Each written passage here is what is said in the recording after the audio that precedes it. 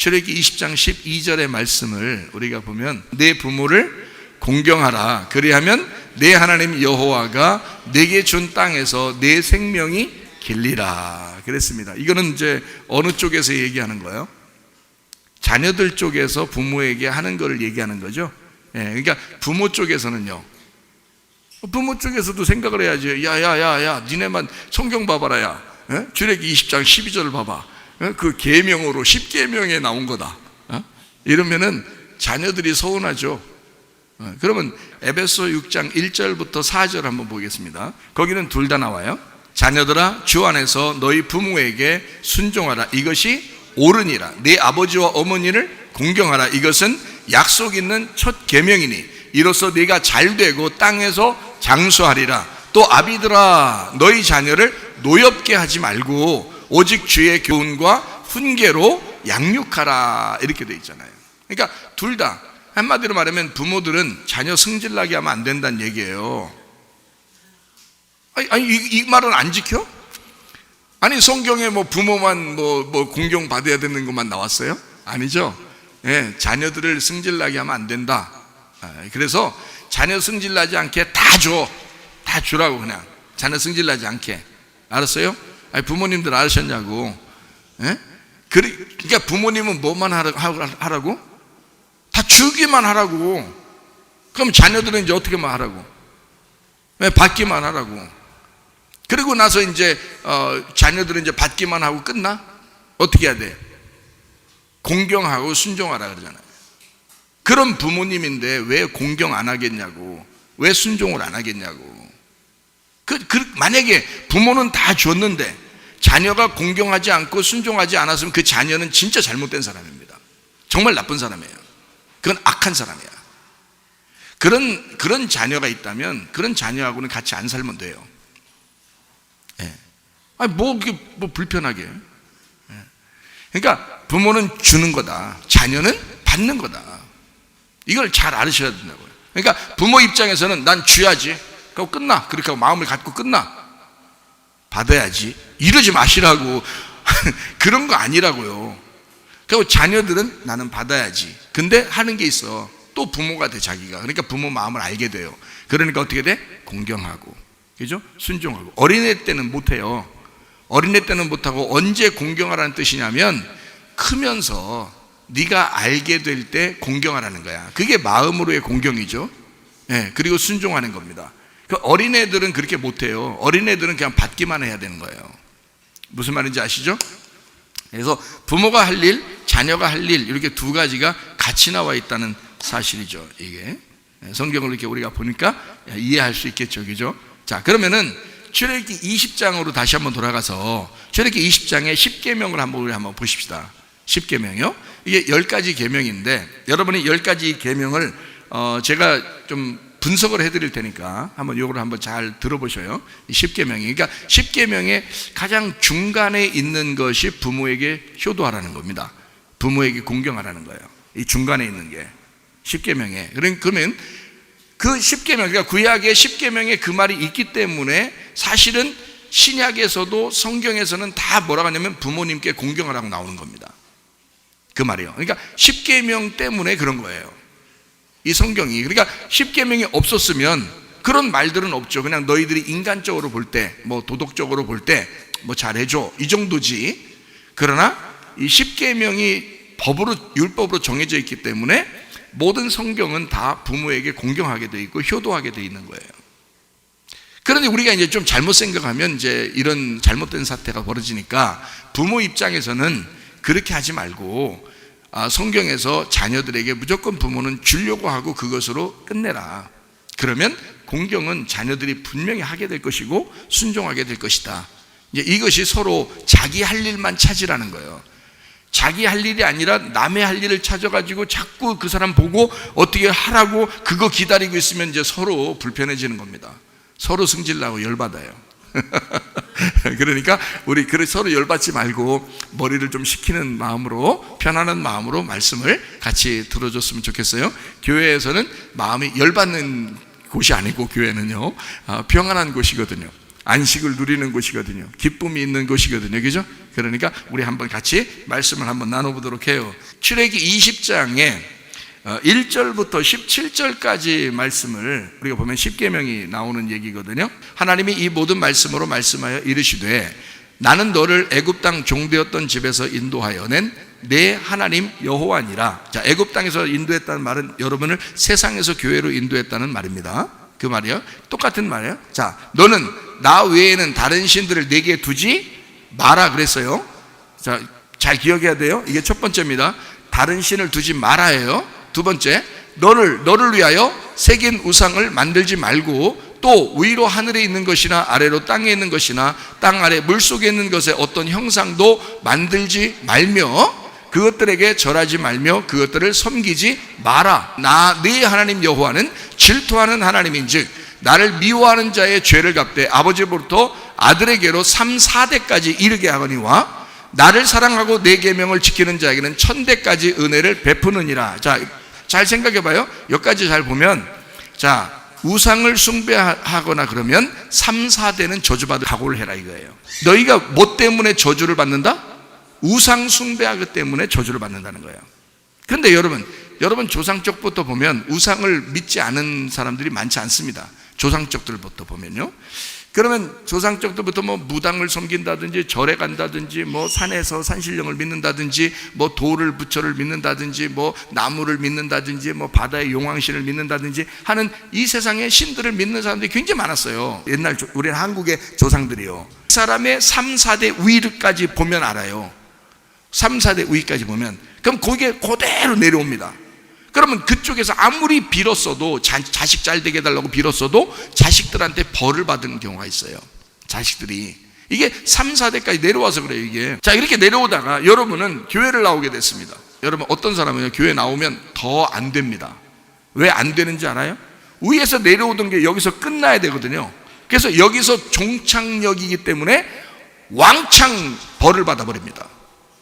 근데 이 벌을 받는 게 누가 벌을 내리냐? 하나님이 벌을 내리는 게 아니고 사탄이 와서 그 내려오던 모든 조상 귀신들이 와서 그 사람들을 괴롭히는데 교회 다니는 사람을 괴롭히는 거예요. 교회 안 다니는 사람은 내비둬요.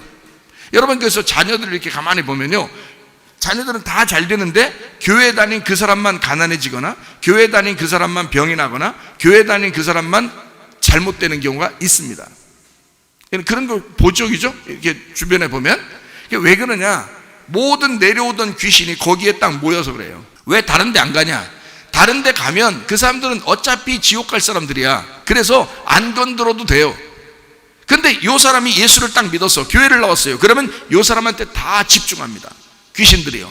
왜? 이 사람을 넘어뜨리고 그 밑으로 예수 믿는 것이 내려가지 않도록 이 사람을 괴롭혀서라도 넘어뜨려 버려서 교회 못 나가게 하고 예수 못 믿게 해서 이 사람 멸망하게 만들려고 여기 모든 조상 쪽으로 내려오던 귀신들이 다 섞여서 흩어져서 가야 되는데 다 모여가지고 자기들끼리 회의해서 이 사람한테 싹 다 들어버려요.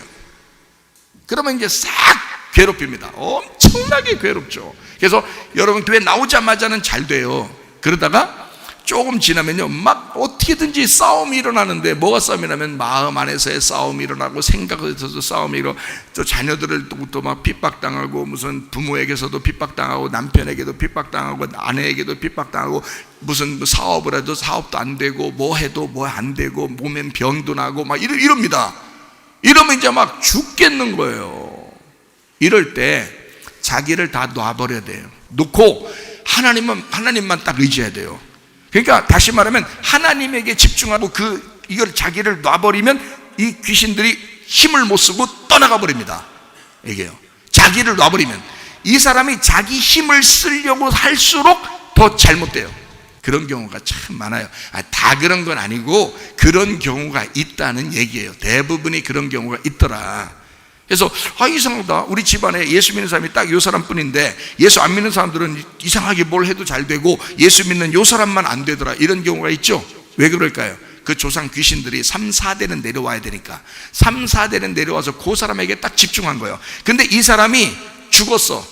이러다가 죽었어요. 그러면 그 밑으로는 안 내려갑니다. 이 사람이 끝나요. 이 대에서 마지막 종착역이기 때문에 그렇습니다.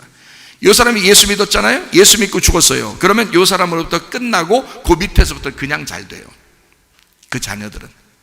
그래서 야, 그 부모는 예수 믿고 그렇게 고생하더니 자녀들은 잘 됐네, 이런 얘기 들어봤어요, 못 들어봤어요?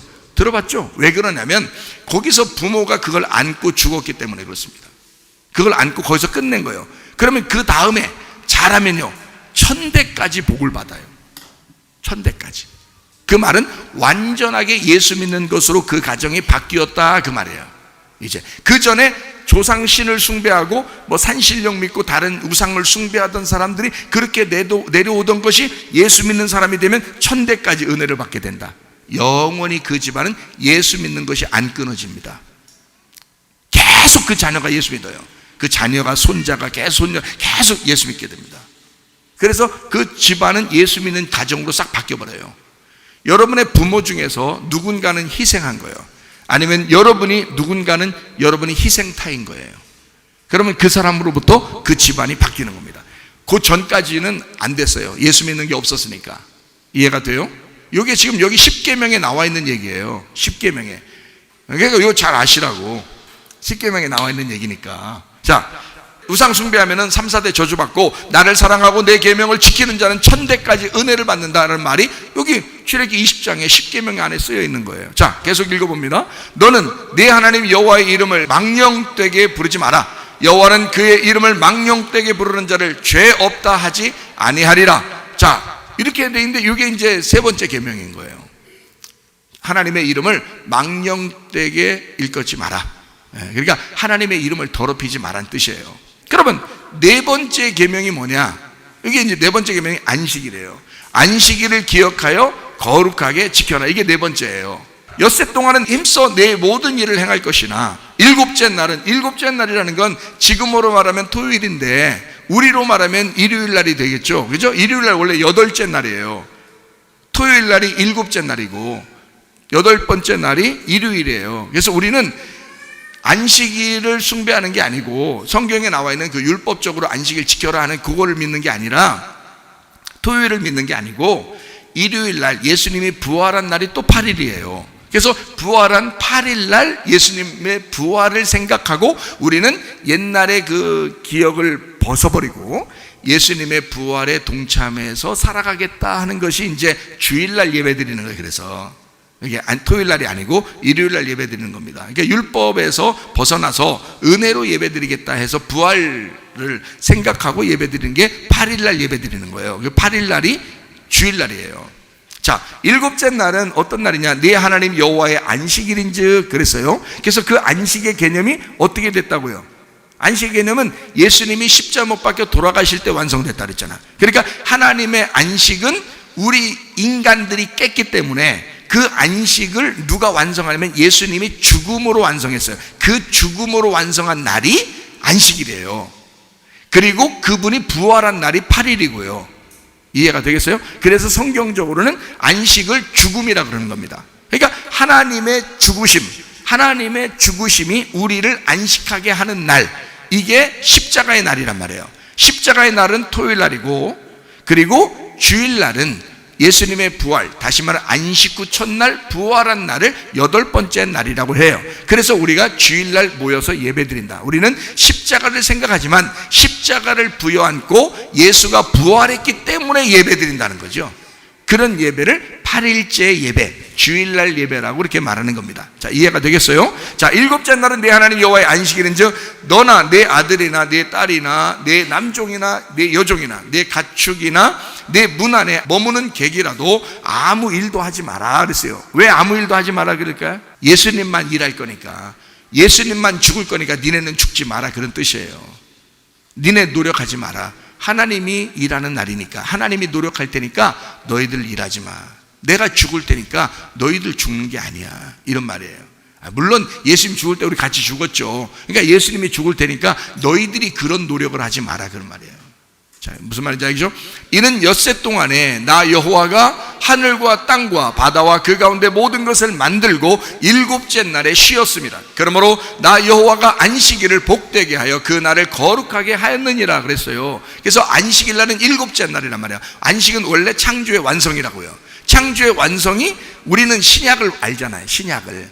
그러니까 신약을 보는 사람들은 어때요? 그 창조의 완성이 어느 날 완성됐다고? 예수님의 십자가에서 다 이루었다, 창조가 끝났다, 그것으로 완성이 됐다는 말이에요. 빚을 다 갚았다. 그 빚이 왜 있었는데? 하나님이 빚 졌어요? 우리가 죄를 졌는데 그걸 하나님이 자기 빚이라고 한 거예요. 그래서 그 빚을 갚는 날이 십자가의 죽으심이라고, 그 날을 안식이라고 그런다고요. 자, 이해가 되겠죠?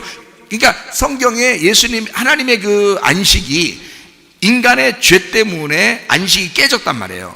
그거를 예수님이 와서 죽으심으로 안식이 다시 회복됐다고, 그거를 일곱째 날이라고 그런단 말이에요.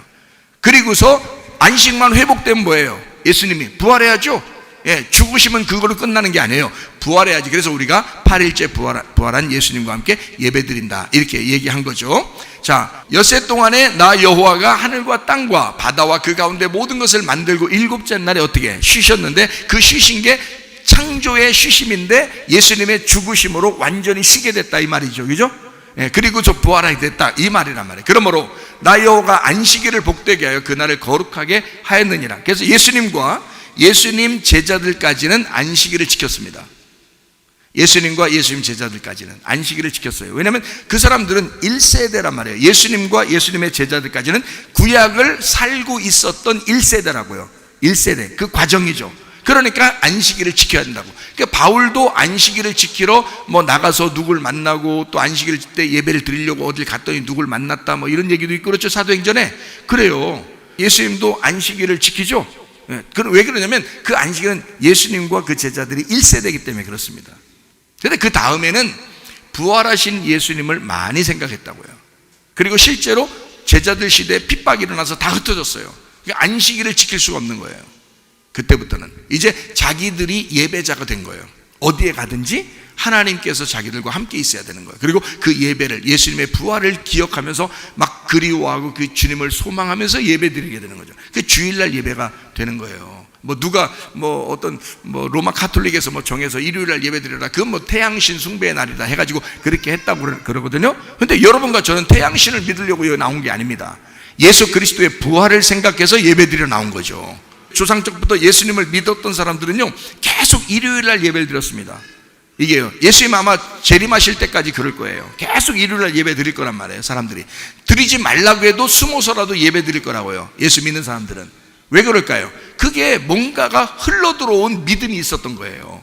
뭔가 흘러들어온 믿음이 그 사람들에게 있었기 때문에 주일날 예배를 드리는 거예요. 그러니까 주일날 예배가 우스운 게 아니라고요, 여러분. 자, 이제 12절 말씀. 자, 내 부모를, 이제 드디어 부모를 공경하라는 말이 나오는 거예요. 내 부모를 공경하라. 그리하면 내 하나님 여호와가 내게 준 땅에서 내 생명이 길리라, 그런 거예요. 야, 오래 살고 싶죠? 오래 살고 싶죠? 근데 여러분, 그 뉴스 같은 데 보면 일찍 죽은 젊은 사람들도 있고 말이에요. 그런데 나중에 뉴스 나오는 게 뭐 앵커들이나 아나운서들이 얘기하는 거 들어봤죠? 얘가 얼마나 효녀였는지 모른다. 근데 이렇게 일찍 죽었다고 막 이렇게 울고 그러죠, 부모님들이. 예? 그런 애들도 많죠. 아니, 출애기 20장 12절에 부모를 공경하라, 그러면 너 잘 되고 그리고 오래 산대야. 예? 그럼 이상하잖아. 효자들이 더 일찍 죽는 사람이 더 많더라고요. 주변에도 보면 효자들이요. 그러면 어떻게 하면 오래 사나요, 여러분? 반대로 망나니 기질이 있어야 오래 사는 거야. 왜 오래 살까요? 철들려면 한참 멀었기 때문에. 사람이 철들면 죽는다, 그런 말이 있죠. 그러니까 철 안 들고 망나니 기질로 계속 살면 말이에요, 오래 살 수 있습니다. 나중에 이제 한 120살쯤 돼서 철들면 돼. 그럼 그때 이제 하나님 데려가요. 120살 되면. 예? 예, 그러니까 그 전까지는 철이 많이 안 들어. 그게 더 오래 사는 거야. 철들면 사람 가버린다, 이런 얘기 있어요. 그러니까 오래 살려면 우리들 말로 따지면 철들지 않으면 오래 사는 거예요. 그렇죠? 근데 성경에서는 뭐라고 나와 있어요? 부모님께 공경하면 잘 되고 너 오래 살 수 있다, 이렇게 나오잖아요. 그렇죠? 그래서 여러분이 여기 앉아 계신 분들 중에서 내가 나이가 이제 먹을 만큼 먹었는데 아직도 쌩쌩하고 좀 더 오래 살 것 같고 좀 더 살 것 같고 우리 교회 나왔더니 마음도 평안하고 이상하게 더 오래 살 것 같다, 이런 느낌이 드는 사람들은 자기가 어떻게 살아왔나 보세요. 굉장히 효도했나. 집 일찍 떠난 사람입니다. 효도한 게 아니라 집 일찍 떠난 사람이 오래 살고 있습니다. 참 희한하죠.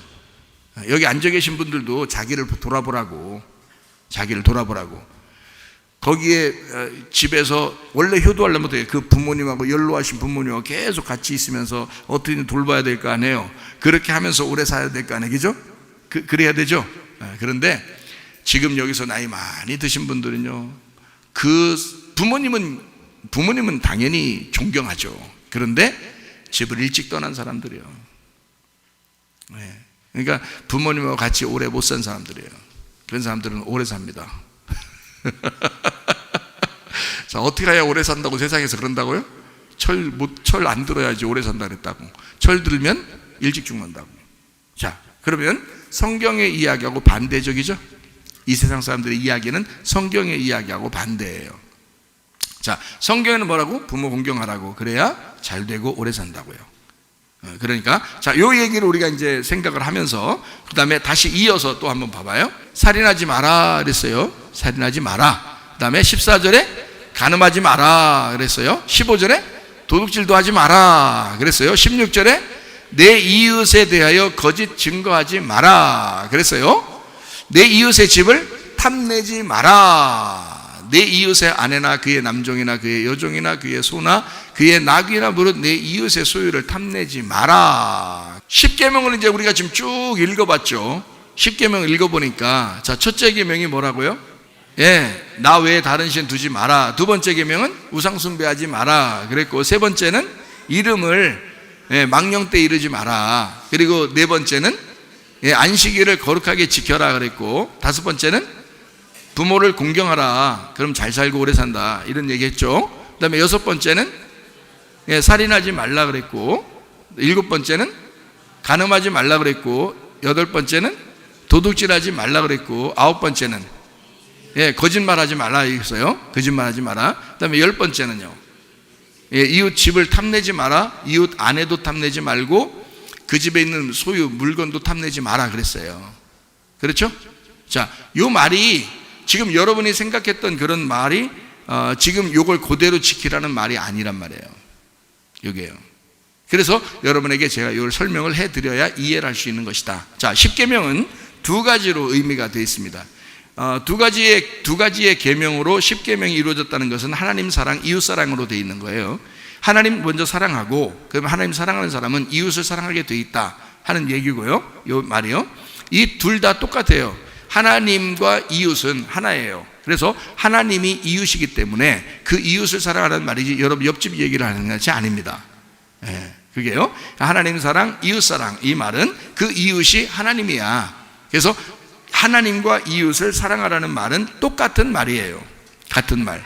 자, 이렇게 그래서 그거를 예수님이 와가지고는 요한복음 13장에 너희가 서로 사랑하라 새 계명을 주겠다 이랬어요. 그러니까 요 두 개가 같이 서로 사랑해서 요걸 서로 사랑하는 게 새 계명이야. 이게 하나야. 그러니까 하나님하고 이웃은 하나다. 그러니까 우리가 하나, 서로 사랑해. 그러니까 하나가 되자 이 말이에요. 자, 너도 하나님하고 떨어져 있는데 이것을 서로 연합해서 하나가 돼야 된다. 이거를 사랑이라고 그래. 서로 사랑이라고 그래. 이게 새 계명이야. 그럼 완성되는 거죠. 사랑이 떨어져 있었는데 합쳐졌으니까 완성됐다고 그러는 거예요. 자, 이해가 되겠죠? 부부가, 남녀가 서로 따로따로 살았는데 부부가 돼서 한 몸이 되면 어떻게 돼요? 완성된 겁니다. 그죠? 남자 여자가 반반씩 나눠졌었는데 하나가 돼가지고 완성된 거란 말이에요. 예수님하고 우리하고 서로 떨어져 있었는데 예수님이 와가지고 우리를 신부로 맞아들였어요. 그래서 예수님과 내가 하나가 되면 이제 한 몸이 됐어요. 둘이 반쪽이 아니라 한 짝이 됐다고요. 그래서 이걸 완성이라 그러는 거예요. 그래서 결혼이 남자 여자의 완성이라 이러는 거예요. 자, 이해가 되겠죠? 자, 결혼이라는 거 아시겠죠? 자, 그러면 출애굽기 20장에 나와 있는 이 10계명이 두 가지로 나누어져 있는데 이렇게 나눠져 있어요. 자, 하지 말라는 게 있어요. 그죠? 하지 말라는 거. 그러면 또 반대는 뭐가 있을까요? 하라는 게 있겠죠? 그러니까 하지 말라는 말이 있고 하라는 말이 있어요. 자, 뭐를 하지 말라는 거예요? 다른 신 두지 마라. 우상 숭배하지 마라. 하나님 이름 잘못 사용하지 마라. 그죠? 그리고 살인하지 마라. 간음하지 마라. 도둑질하지 마라. 거짓 증거하지 마라. 탐내지 마라. 다 말라예요. 그죠? 요게 하나예요. 다른 신 두지 마라는 말이 우상 만들지 말고 섬기지 말라는 말이에요. 그 우상 만들지 말고 섬기지 말라는 말이 하나님 이름을 잘못 사용하지 말라는 뜻이에요. 하나님 제대로 알아야 된다라는 말이에요.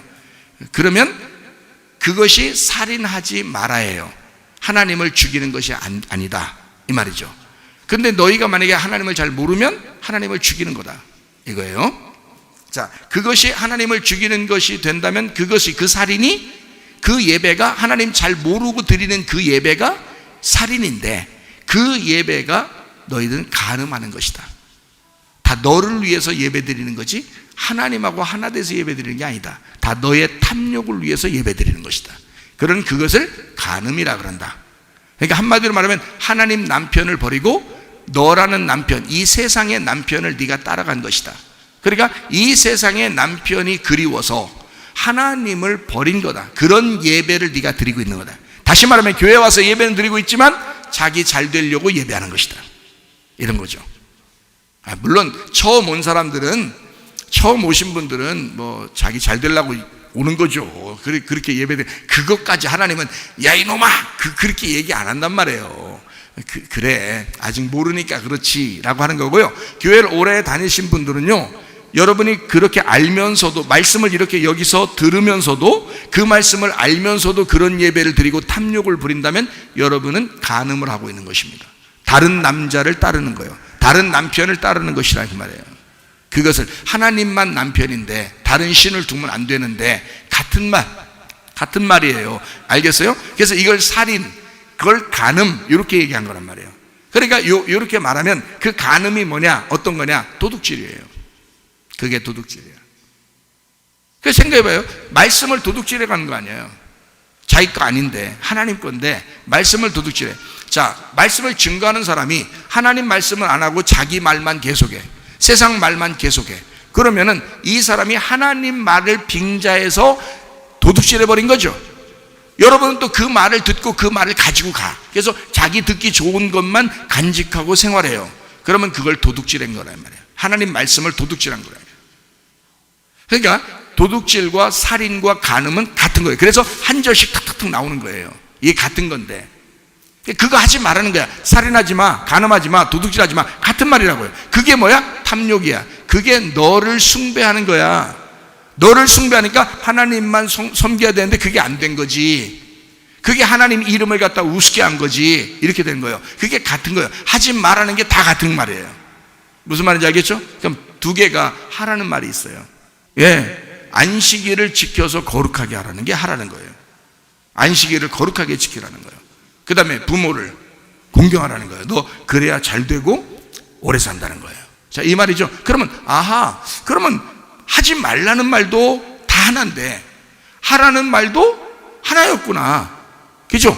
그러니까 안식일을 거룩하게 지키면 그게 부모에게 효도하는 거였구나. 요 말이겠죠? 자, 안식일을 지켜라, 이건 하라는 말이잖아요. 그죠? 그럼 부모를 공경하라? 이것도 하라는 말이잖아요. 하지 말라는 건 다 한통속이고 하라는 말도 한통속인 거예요. 자, 안식일을 누구를 생각하면서 지키라는 거예요? 하나님을 생각하면서 안식일을 거룩하게 지키라는 거예요. 하나님이 안식하셨기 때문이다 하는 거예요. 그죠? 그 말은 안식이 왜 왔어요? 창조가 완성됐다는 거예요. 예수님의 십자가를 생각하라는 거예요. 자, 그것이 네가 부모에게 공경하는 것이다, 이런 말이거든요. 자, 안식일 지켜라, 부모에게 공경하라, 하라, 그 말이거든요. 이렇게 하라는 말이 같은 말이란 말이에요. 하지 말라는 말도 같은 말이고요. 자, 그러면 자, 여기서 이제 하지 마 그러는 것 중에서, 하지 마라는 것 중에서 왜 하지 마? 그 이유가 있어요. 왜 하지 마가 두 가지로 나타나요. 왜 하지 마? 봐요. 자, 뭐를 아기가 이렇게 하려고 그럴 때 야, 하지 마! 그러면 두 가지 생각을 하면서 하지 말라 그래요. 부모는 어떤 말이냐면 이런 말이에요. 자, 하지 마 그러면 잘못하면 너 죽어, 이 말이에요. 하나님께서 야, 십계명에서 너 이거 하지 마.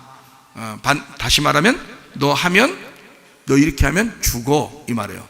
너 잘못하면 죽어, 이 말이에요. 너 죽어. 너 큰일 나. 이거 하지 마 했는데 하면 너 큰일 난다, 이런 말이죠. 그래서 하지 말라는 얘기겠죠, 그죠? 자, 그러면 이 말이 하나님의 원래 마음이겠어요? 아니면 이것을 밑밥을 깔아놓고 다른 생각을 가지고 있을까? 밑밥을 깔아놓고 다른 생각을 가지고 있는 거죠. 이게 기초라는 거죠. 이게 여러분이 생각하는 십계명이에요. 여러분이 생각하는 십계명은 하나님이 하지 마 그러면 하면 죽겠구나, 이거 잘못하면 큰일 나겠구나, 그래서 꼭 지켜봐야지 라고 생각한다고요. 이게 기초라고요. 기초. 이거를 유지해라. 이 말은 율법적인 십계명을 네가 유지하고 있어야 된다는 말이에요. 이게요. 그래서 성경은 신약이 먼저예요, 구약이 먼저 왔어요? 구약이 먼저 왔어요. 왜 구약을 먼저 왔어요? 구약은 율법이에요. 신약은요, 복음입니다. 복음이 올 때는 반드시 율법이 먼저 오는 거예요. 그리고 복음이 오게 돼 있어요, 성경은. 그러니까 하지 말라고 하는 이 말들은 다시 말하면 하나님의 율법적인 계명, 십계명이에요. 그래서 요거는 하면 큰일 난다는 거야. 땅의 사람들이 요걸 꼭 지켜줘야 된다. 자, 예를 들어서 살인하지 마 그러면 하지 말아야죠. 도둑질하지 마, 하지 말아야 되죠. 간음하지 마 그러면 하지 말아야 되죠. 그럼 여러분, 그렇게 한 사람들은 다 어떻게 해요? 그렇게 살인하고 간음하고 도둑질하고 또 이웃 물건 훔치고 탐욕 부리고, 이 같은 도둑질이나 마찬가지거든요. 그럼 이런 거 하면은 어디 보내요? 잡아가지고 어디 보내? 감옥 보내고 그러죠.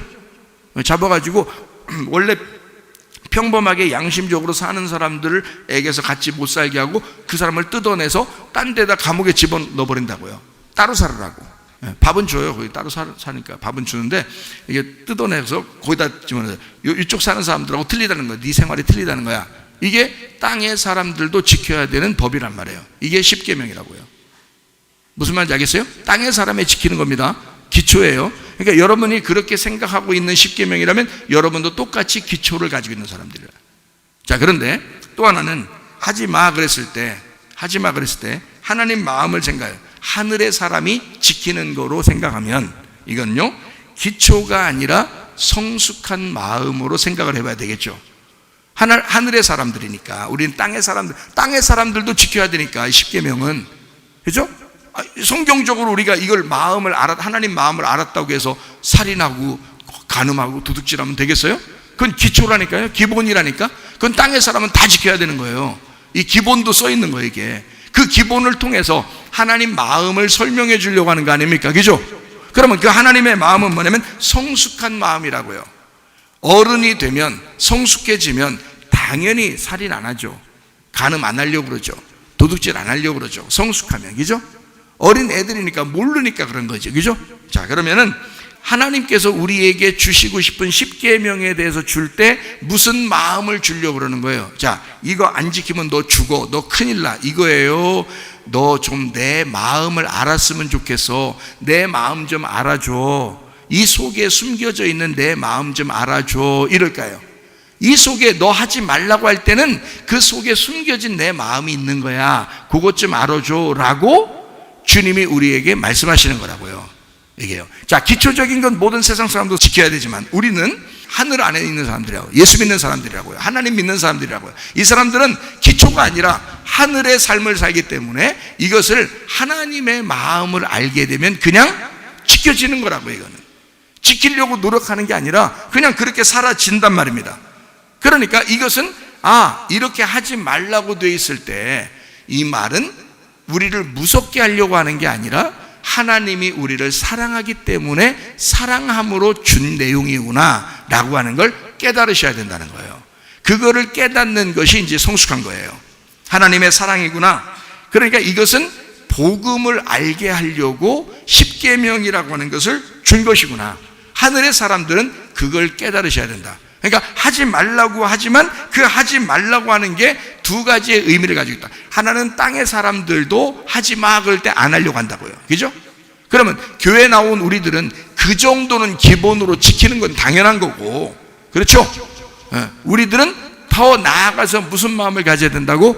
하나님의 마음을 알게 되고 하나님의 사랑이 이 속에 숨어 있구나라는 걸 깨닫게 되셔야 된다는 거죠. 자, 무슨 말인지 알겠죠? 그러니까 십계명이 옛날에 우리 여러 율법적으로 성경을 보면요 무섭습니다. 그러나 이거를 사랑으로 깨닫게 되면 이건 뭐 그냥 자동적으로 지켜질 뿐만 아니라 이것은 무서움이 아니라 하나님의 사랑으로 깨닫게 된다는 얘기예요. 자, 그게 이제 두 가지. 안식일을 기억하여 거룩하게 지켜라. 또 하나는 부모를 공경하여 너 잘 되고 너 장수하게 될 것이다. 요 말이거든요. 요게요. 이렇게 해라. 이게 사랑이 들어있는 거라고요. 요 말이에요. 안식일을 지키는 거하고 부모를 공경하라 라는 말이 왜 그게 사랑이냐면, 이게 여러분이 생각하는 안식일의 율법 제도가 아니기 때문에 그렇습니다. 그거는 땅의 사람들이 지켜야 됩니다. 그래서 예수님 올 때까지는 그렇게 지켰어요, 안식일을. 그러나 예수님이 와가지고는 뭐라고 그랬어요? 안식일의 주인은 나야, 이렇게 얘기한 거예요. 내가 있으면 되는 거야, 이런 거예요. 그래서 안식일을 완성시켜 버렸다고요, 예수님이. 그러니까 이제까지 예수님 오시기 전까지는 안식일 지키려고 굉장히 노력했거든요. 그러니까 얼마나 힘들었겠냐고요, 안식일 지키는 게. 그런데 예수님이 와서는 안식일을 지키는 게 아니라 내가 안식일이야, 예수님을 제대로 알으라는 거예요. 예수님을 제대로 알으라는 거예요. 하나님의 사랑으로 내려온 예수님을 제대로 알아라. 그래도 안식일을 예수님, 내가 안식일이라는 예수님을 잘 지킬게요 하면서 예수님 따라다녔더니 예수님이 죽으시는 거예요. 그래놓고 완성해버리는 거예요. 아니, 그러니까 이게 뭐냐 이거야. 예수님의 죽으심이 안식의 완성이고, 그것은 우리를 사랑하기 때문에 구원하려고 한 것이라는 거예요. 안식이라는 율법 제도에서 우리를 벗어나게 하려고 했던 거라는 거죠. 이거 살인하지 마라, 간음하지 마라, 도둑질하지 마라, 탐내지 마라, 그거 지켜보려고 하는 그런 마음에서 우리를 벗어나게 하는 거예요. 다시 말하면 이 땅의 사람들도 다 그걸 지켜보려고 노력하지만, 하나님의 사람들은 그건 당연히 하는 거고, 더 나아가서 하나님의 마음을 알아. 예수님 때문에 내가 구원받았구나, 예수님 때문에 내가 안식을 누리게 됐구나, 나는 참 자유한 사람이 됐구나, 율법에 매인 사람이 아니라 자유한 사람이 돼서 하나님 나라에 가는 사람까지 됐구나, 이것을 깨달으라는 거예요. 하나님은 그걸 알려주고 싶다는 거죠. 이해가 되겠어요? 자, 그러니까 하지 말라는 말은 그냥 단순히 너 이거 하지 마, 땅의 말이 아니라 하늘의 말로 볼 때는 하나님의 사랑이 들어있어. 그게 두 가지로 설명해 줄게. 하나는 안식일 지켜. 그게 너의 죽음이 아니라 너는 안식하기 위해서 예수님이라는 하나님 아들이 죽으실 거야, 너의 안식을 위해서. 그게 하나님의 사랑인 거야. 그래서 십계명은 사랑이란 말이에요. 하나님의 사랑. 자, 이해가 되겠죠? 예, 그러니까 하나님의 사랑으로 안식일을 지켜봐, 그 말이에요. 하나님의 사랑으로 안식일을 그동안 예수님 올 때까지는 참 지키는 게 율법적으로 지켰지만, 예수님 오고 난 다음에는 안식이 무엇인지 깨달은 거예요. 그게 안식일을 기억하여 거룩하게 지켜라, 구별되게 지켜라. 예수를 구별해서 네가 섬겨라, 그 말이에요. 이해가 되겠죠? 자, 그것이 부모 공경이다 라는 얘기입니다. 자, 제가 이제 좀 정리를 해볼게요. 자, 뭐뭐를 해라 라는 말은 안식일을 지켜 거룩해라 라는 말하고 부모를 공경해라 라는 말입니다. 이거는 하지 마라고 하는 것보다 훨씬 더 강력한 거죠. 자녀를 사랑할 때 뭐 하지 마, 그렇게 할 때 강하게 하지 마 라는 말하고, 야, 이렇게 하면 어떨까, 이거 하면 더 좋겠는데 라고 하는 사랑스러운 말을 바꿔서 하면 얼마나 좋겠어요, 그죠? 무조건 하지 말라고만 하다가 이런 말 들으면 좀 어색해요? 그렇지 않죠? 하여튼 부모가 야, 너 이거 하지 마, 너 이거 하지 마, 이거 굉장히 이 자녀를 보호하고 싶어서 얘기한 거거든요. 야, 너 뛰지 마, 뭐 칼 같은 거 들지 마, 뭐뭐 하지 마, 막 계속 이렇게 하거든요. 근데요, 그렇게 자라난 자녀들이 나중에 어떻게 되냐면 율법적이 돼버립니다. 뭐뭐 하지 마 할 때 계속 그렇게 얘기를 듣고 자라난 사람은요, 그 자녀들에게 또 율법적이 돼버려요. 그래서 자기도 모르게 뭐뭐 하지 마, 하지 마, 하지 마 이렇게 얘기하게 되고, 사람들에게 탁탁 이렇게 하면 좋은 거고 이렇게 하면 나쁜 거, 이렇게 하면 착한 거, 이렇게 하면 나쁜 거, 이렇게 다 구분해서 자기가 얘기를 해요. 자기도 모르게. 그렇게 배운 사람들이. 그러니까 하지 말라고 계속 얘기한 사람, 그렇게 자녀들이 들으면 그렇게 되거든요. 근데요, 야, 이렇게 하면 어떨까, 이렇게 하면 좋겠어, 대신 이거 했으면 좋겠어, 그러면서 계속 사랑으로 얘기해 준 부모가 있어요. 그러면 이 아이가 마음이 편안해집니다. 아이가 자라나면서 마음이 편안해져요. 마음이 편안해지고 어떤 부모를 더 찾아가고 더 사랑할까요? 더 효도하려고 하고. 사랑해준 부모를 더 찾아갑니다. 분명히 하지 말라고 했을 때 그건 부모가 사랑해서 그런 거거든요. 근데 자녀들은 그걸 못 느낀다는 거죠. 우리가 하나님이 십계명을 우리에게 줬을 때 우리는 못 깨달은 거예요. 무슨 말인지 모르는 거예요. 진짜 하지 말라고 하지 말라는 것만 아는 거예요. 그런데 하나님은 우리에게 다른 말을 그 속에 숨겨놨다고요. 사랑하는 하나님의 마음이 숨겨져 있다고요. 그래서 그거를 우리는 발견해내야 된다는 말입니다. 부모들이 하지 말라고 했을 때 그 속에, 그 부모의 속에 있는 마음을 자녀들이 몰라요. 언제 알아요? 커서 알아요. 부모가 돌아가시면 알아요. 그러니까 돌아가실 때까지 효도 못 받고 돌아가시는 거예요. 모르니까, 자녀들은 모르니까 부모가 돌아가시면 그때 막 울어요. 그러면서 알겠는 거야. 이제 부모의 마음을 알겠는 거야. 늦었잖아요. 그러려면 차라리 자꾸 사랑해 주는 거예요. 한 번이라도 더 부드럽게 얘기해 주고 한 번이라도 더 따뜻하게 얘기해 주는 거예요.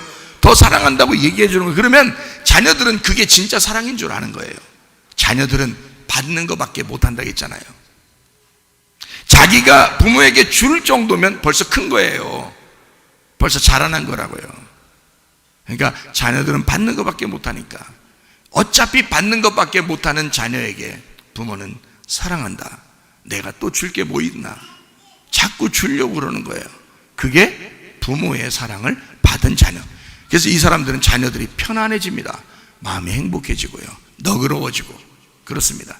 여러분이 만약에 마음이 너그럽지 못한 사람이 있다면, 괜히 짜증나고 신경질나고 막 이런 사람들이 있다면 부모가 여러분을 그렇게 율법적으로 키웠기 때문에 그렇습니다.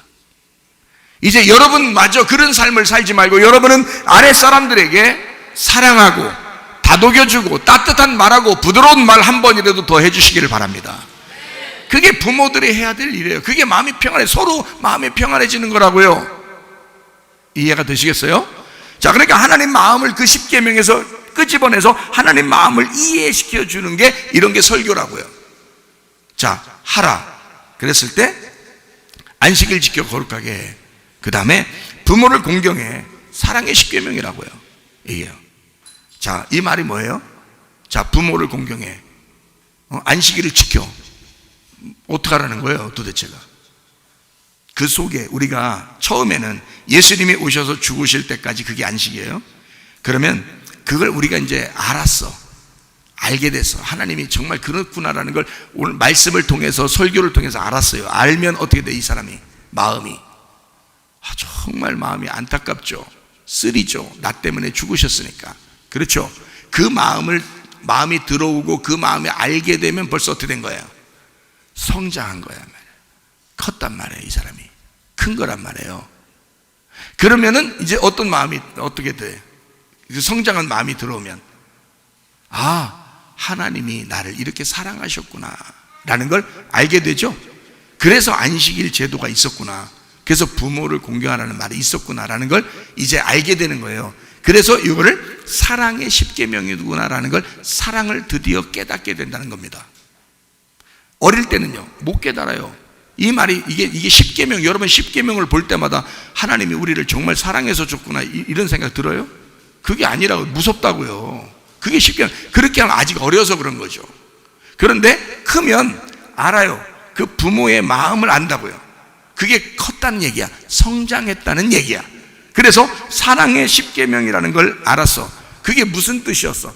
자기가 우리를 그렇게 사랑했다는 얘기는 안식일 제도와 부모라고 하는 것을 공경하라, 또 안식일을 거룩하게 지켜라, 요 말을 줌으로써 어떤 말인 거예요? 사실 10개 계명을 요 두 가지로 하라라고 하면서 중심에다가, 중간에다 딱 요걸 놓으면서 말해요. 앞뒤를 갖다 다 연결시켜 준 거거든요. 요 말이 안식일을 기억하라, 거룩하게 지켜라, 그리고 부모를 공경해라. 그래야 잘 되는 거다. 이렇게 뭐 잘 된다, 뭐 장수한, 오래 산다, 이거요. 제가 설명드릴게요. 잘 된다, 장수하고 오래 산다. 잘 된다, 생명을 얻는다는 말이고요. 오래 산다는 말은 영생한다는 말입니다. 성경에서는요. 이게 여러분 집에서 오래 산다는 뜻 아닙니다. 여러분 효도하면 다 오래 살아야지. 그럼 집에서 아니라고요. 효자들이 더 일찍 죽는다고요. 제가 오래 살 것 같은 느낌이 들어. 근데 이 땅에서 효자가 아직 아닌가 봐. 그래서 오래 살 것 같은 거예요. 내가 효자면 아마 내가 일찍 갔을 건데, 에? 효자들이 일찍 갑니다, 여러분. 참 희한하죠. 분명히 이 말은, 성경의 말은 그런 말이 아니고요, 부모를 공경하면 너 잘 되고 생명을 얻고 그리고 풍성하게 얻는다. 너 영생함을 얻을 것이다. 이 말이 영원히 살게 될 것이다. 어디서? 하늘나라에서 영원히 살게 될 것이다. 이런 말이에요. 그게 오래 산다, 장수한다, 그 말이거든요. 성경의 말은요.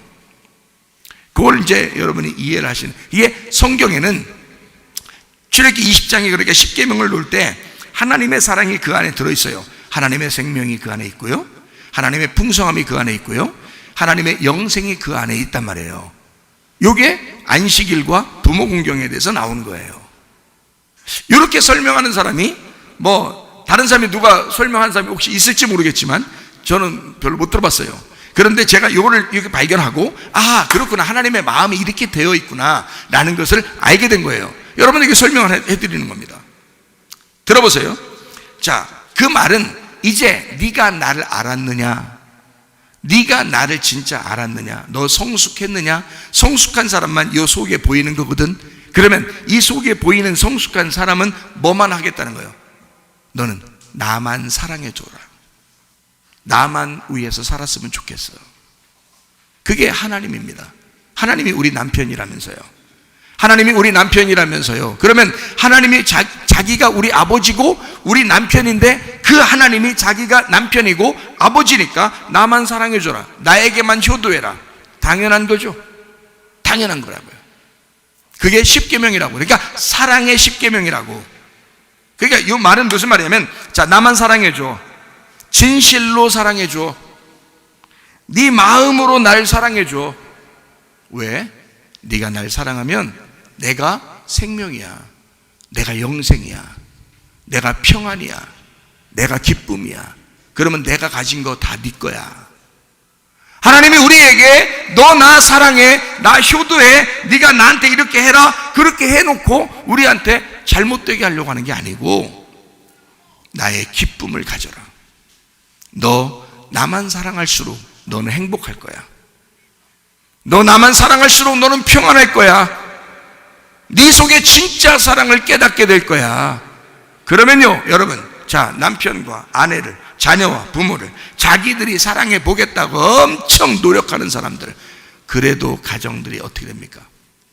힘들어지죠. 진짜 사랑을 잘 모르겠죠. 근데요, 하나님이라는 분을 진짜 사랑하게 되면, 그분을 진짜 알게 되면 이 속에 사랑이 있다고요. 그냥 사랑이 존재한다고요. 그럼 이 사랑이 그냥 흘러나오는 거야. 그러니까 자녀들을 사랑하게 되고 부모를 공경하게 되는 건 기본적으로 깔고 들어갈 수 있다는 거예요. 그런데 사람들은 이 땅에서 땅의 얘기만 하니까, 야, 십계명에도 부모 공경하라고 그랬어. 그러니까 우리 부모 공경해, 자녀 사랑해, 뭐 이러면서 그것만 생각한다고요. 사실 그 속에 의미를 깨닫게 되고 하나님의 마음을 깨닫게 돼요. 다시 말하면, 네가 평안하고 네가 행복하고 네가 즐겁고 네가 기쁘게 되기 위해서라도 나만 사랑해줘. 하나님이 그 말입니다. 그러니까 안식일을 거룩하게 지켜라 라고 쓴 거예요. 그러면 너한테 안식이 올 거니까, 너에게 평안이 올 거니까, 너에게 기쁨이 올 거니까, 너 나만 사랑해줘, 너 나만 공경해줘. 그러면 너 오래 살게 될 거니까, 너 영생하게 될 거니까, 너 행복하게 될 거니까, 그 말입니다. 자, 부모 공경 해야 되겠죠? 부모 공경 해야 되겠죠? 여러분 집에 있는 부모 공경, 당연히 그런 건 당연하지만 여러분 진짜 속에 진실로 부모 공경이 뭔지를 깨달아야 될 거 아닙니까? 그렇죠? 예, 그 부모 공경이 나온 율법이 뭐라고요? 십계명이라고요. 하나님이 얼마나 중요하면 계명으로 세워놓고서 그걸 지키라고 하겠어요. 그죠? 그러면 부모는 자녀들 어떻게 하라고요? 승질나게 하지 말라고 그랬잖아요. 그건 왜 안 지켜요? 그건 왜 안 지키냐고. 그것도 지켜야 되죠. 예, 십계명 이상으로 그것도 지켜야 되는 거예요. 그럼 어떻게 지켜야 돼? 양쪽 다 예수님이 들어가시면 되는 거예요. 복음이 들어가면 되는 거예요. 그럼 자동적으로 나타나요. 부모는 자녀들을 무조건 사랑하게 돼 있어요. 자녀들은 무조건 부모를 공경하게 돼 있어요. 이게 자동적으로 나오게 돼 있단 말이에요. 예수가 들어가게 되면 말이에요. 이해가 되겠습니까? 놀랍죠. 우리 자녀들이 말이에요, 어버이날이라고 막 아주 식사도 사주고 그냥 얼마나 효도하는지 내가 깜짝 놀랐어요. 깜짝 놀랐어요. 야, 컸구나. 많이 컸구나. 성숙했구나. 그런 생각이 들었어요. 저희 아내는 또 내 결혼 기념일날 우리 아내에게 내가 정말 사랑한다 그랬어요. 내가 정말 사랑한다. 우리 아내에게 평상시도 그런 얘기를 하지만 그날은 또 결혼 기념일이니까, 결혼 기념일이 우리가 5월 5일이거든요 5월 5일이 어린이날이에요. 그래서 우리 집에 어린이가 참 많습니다. 제가 돌봐야 될 어린이들이 많아요. 우리 어머니도 어린이고요, 우리 아내도 어린이고요, 우리 자녀들 두 자녀도 어린입니다. 제가 볼 때는 제가 가장 성숙한 사람이에요. 그래서 내가 가장 그래도 부모 같은 사람이고, 내가 그래도 가장 남편 같은 사람이고요. 그래서 내가 다 연로하시면 부모님도 다 어린애예요. 자녀들이 돌봐줘야 돼요. 보호자예요, 보호자. 어디 가면, 어머니랑 어디 가면 보호자 오세요 그러더라고요. 그럼 내가 가야 돼. 이게 보호자지 뭐 어떻게. 그래서 그러니까 우리 집에 이런 내 자녀들이, 내 어린아이들이 많단 말이에요. 가지 많은 나무에 바람 잘 날 있어요, 없어요? 없죠. 아주 그냥 계속 바람이 불어. 그러니까 내가 여기도 책임져 줘야 돼, 여기도 책임져 줘야 돼, 여기도 책임져 줘야 돼. 이게요, 언약이라고요. 그 언약, 내 하나님께서 내게 주신 그 언약, 그리고 책임감이란 말이에요. 그게 이제 내 속에 있다고요. 그러니까 다 돌봐줘야 되겠죠. 그러니 나한테는 어때요? 무거운 짐이죠. 무거운 짐이에요. 그러니까 무거운 짐이니까 무거운 짐이 지고 가야 돼요. 무거운 짐을. 근데 무거운 짐을 인상 쓰면서 지고 가는 사람이 있고 기쁨으로 지고 가는 사람이 있단 말이에요. 그러면 나는 기쁨으로 지고 가야 돼요? 막 인상 쓰면서 괴로움으로 지고 가야 돼요? 기쁨으로 지고 가야 되겠죠. 왜 그런가 봤더니 이들이 내가 짊어져야 할 짐인데 그 짐이 요 자루 속에 다 뭐가 들어있냐면 보석이 들어있는 거야. 나의 짐은 짐인데, 내 어린 아이들의 짐인데, 어머니도 내 아내도 내 자녀들도 다 내가 짊어져야 할 짐인데 그 속에 다 보석이 들어있더라 이 말이야. 그게 보석이더라. 여러분, 영화나 만화 같은 데 이렇게 보면 말이에요, 보물섬을 찾아가지고 누가 떠나서 막 그냥 하나라도 더 들고 나오려고, 하나라도 더 들고 나오려고 하다 죽는 사람 봤죠? 왜 들고 나오려고 그래? 무거워도 야야 그거 놓고 와! 막 야 우리 도망쳐야 돼! 막 무너지고 그러니까 막 도망쳐야 돼! 그러는데도요 하나라도 더 집으려고 그러네. 막 무거워도 막 다 집어넣고 하나라도 더 들고 가려고 하는 그런 영화 같은 거 있죠. 만화 같은 것도 있고, 그죠? 왜 그럴까요? 이게 보석이고 금이니까, 값어치가 있는 거니까 하나라도 더 넣고 가려고 그러는 거야. 자기 죽을 줄도 모르고. 그렇죠? 근데요, 나는 이게 무거운 짐인데, 여러분 자녀들도 마찬가지예요. 여러분 부모도 마찬가지야. 여러분 아내도 마찬가지고, 여러분 남편도 마찬가지야. 다 여러분이 가지고 있는 짐이라고요. 근데 이것은 그냥 짱돌 짐이 아니라고요. 이 짐은 보석과 같은 짐이라고요. 이것은 내 눈물을 흘려도 값어치가 있는 거라고요. 이것은 내가 힘들게 가지고 가도 이 값어치는 다른 거하고 비교할 수 없는 보석들이라고요.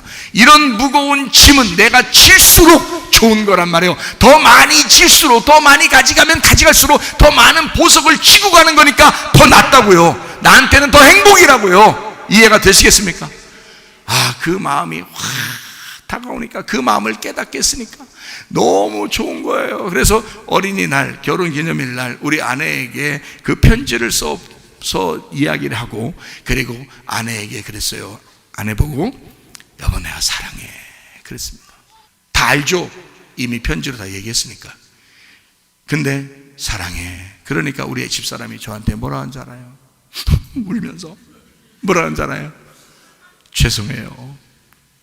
죄송해요. 저는 거기에 눈물이 나는 거죠. 왜? 그 마음을 아니까. 왜 죄송합니다 라고 왜 얘기하는지 저는 그걸 알겠으니까. 그러니까 나는 눈물이 나는 거죠.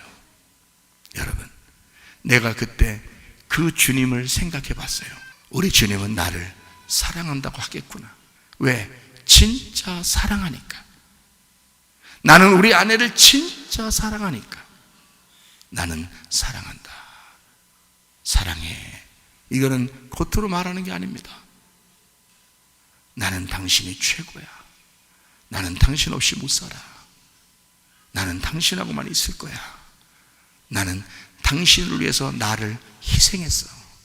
나를 죽였어. 나는 당신하고 살려고. 나는 나 모든 걸 죽였어.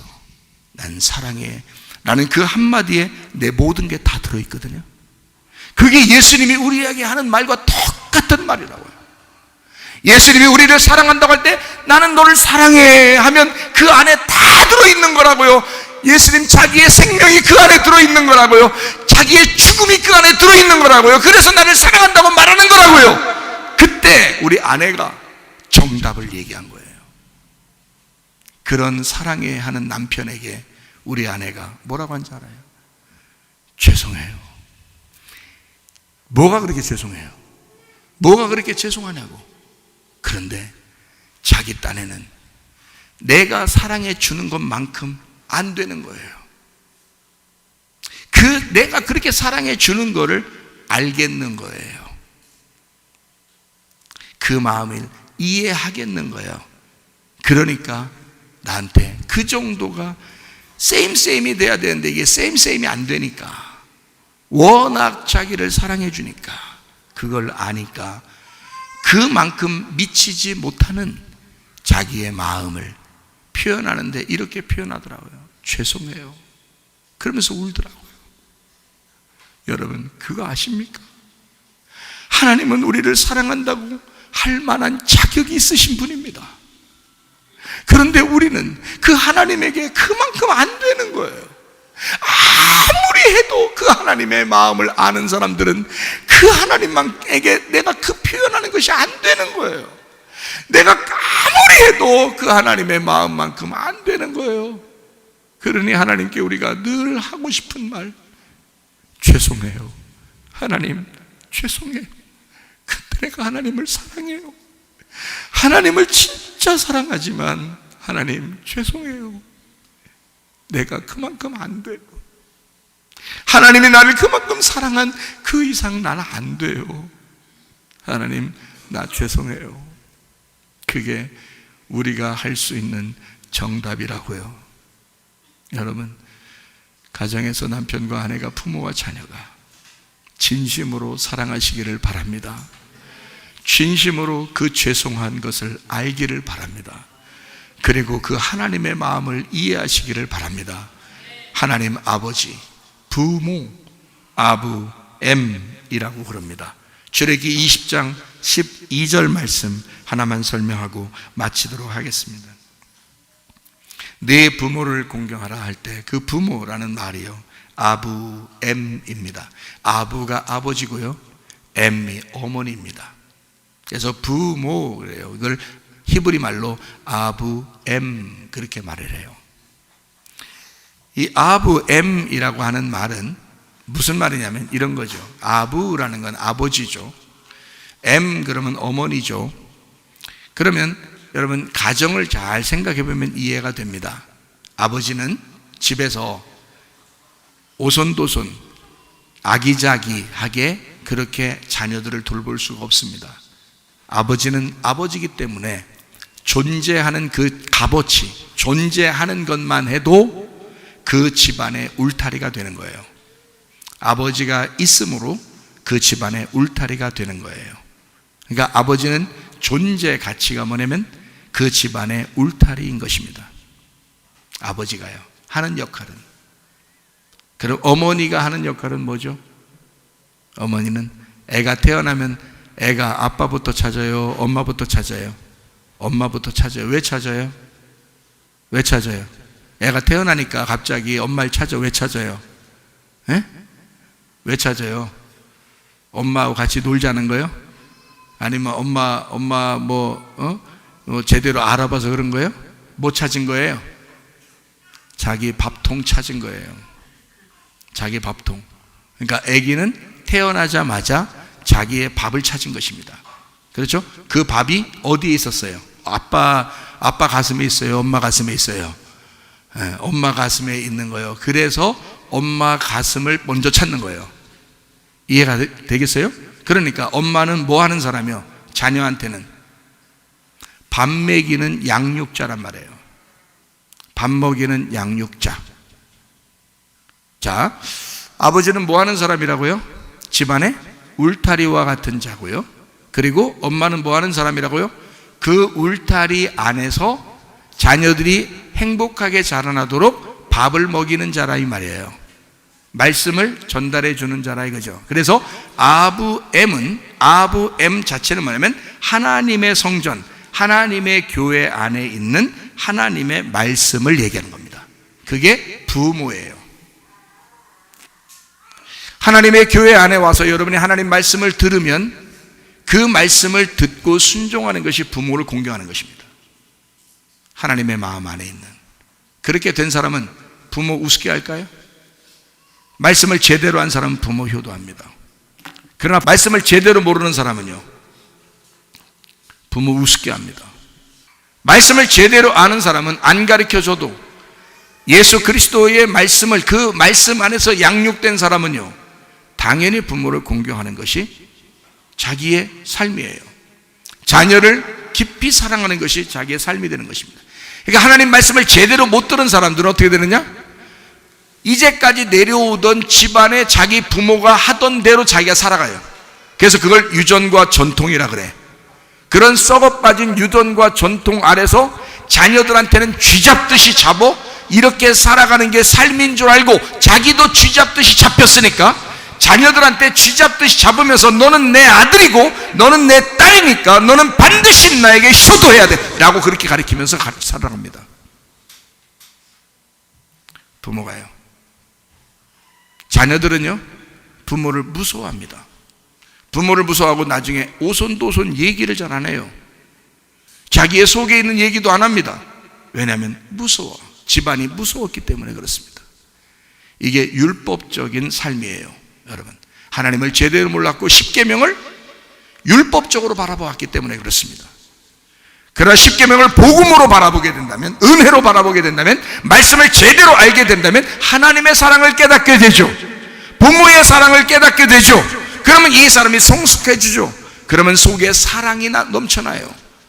그러면 당연히 부모에게 효도하게 되고, 아내를 당연히 사랑하게 되고, 남편을 당연히 존중하게 되고, 자녀를 깊이 사랑하게 됩니다. 이거는 자동적으로 일어나는 거지. 너 자녀 사랑해, 그런다고 사랑하는 거예요? 너 아내한테 잘해야 돼, 그거 누가 몰라요? 남편한테 존경해야 돼, 누가 모르냐고요? 그거 말 안 해도 자기 속에서 나타나야죠. 그렇죠? 그러면 몸에 배어 있어야 된다는 얘기인데, 그게 어떻게 배어 있어야 되냐 이거야. 예수 그리스도의 그 복음의 말씀이 내 속에 들어와서 내 속에 그 피가 수혈되고 그 피로 살아가는 사람이 되면 그냥 자동적으로 된다는 거죠. 여러분, 부모들을 공경하시기를 바랍니다. 자녀를 사랑하시기를 바랍니다. 남편과 아내를 서로 사랑하시기를 바랍니다. 아부엠, 하나님의 말씀, 하나님의 성전 안에 있는 그 말씀 안에서 너희가 보호받고 그 안에 말씀으로 양육되어 신령한 젖을 사모하듯이 그렇게 말씀을 사모하는 주의 백성들은 부모를 공경하게 돼 있다. 자녀를 사랑하게 돼 있다. 남편과 아내가 서로 사랑하게 돼 있다. 이해가 되겠습니까? 이것이 여러분 하나님의 말씀, 그 성경입니다. 하나님의 그 멈출 수 없는 그 사랑, 하나님의 그 멈출 수 없는 그 십계명의 사랑이 여러분 속에서 흐르시기를 바랍니다. 멈출 수 없는 사랑 내게 주소서. 아버지의 그 사랑이 끊을 수 없는 사랑 내게 주소서. 십자가의 우리 한번 기도하겠습니다. 하나님 앞에 기도할 때 우리 하나님 아버지, 우리 속에 하나님 아버지의 사랑의 눈물을 주시옵소서. 하나님 아버지요, 내 속에는, 우리 속에는 아직도 짊어져야 할 우리의 부모와 우리의 자녀와 남편과 아내가 있습니다. 하나님 아버지의 눈물이 아니고서는, 하나님 아버지의 사랑이 아니고서는 우리가 감당할 수 없사오니 주여 기쁨으로 그 보석들을 짊어지고 갈 수 있도록 우리 하나님 아버지 우리에게 하나님 아버지의 눈물도 주시고 하나님 아버지의 사랑을 깨닫게 하옵소서. 기도합니다.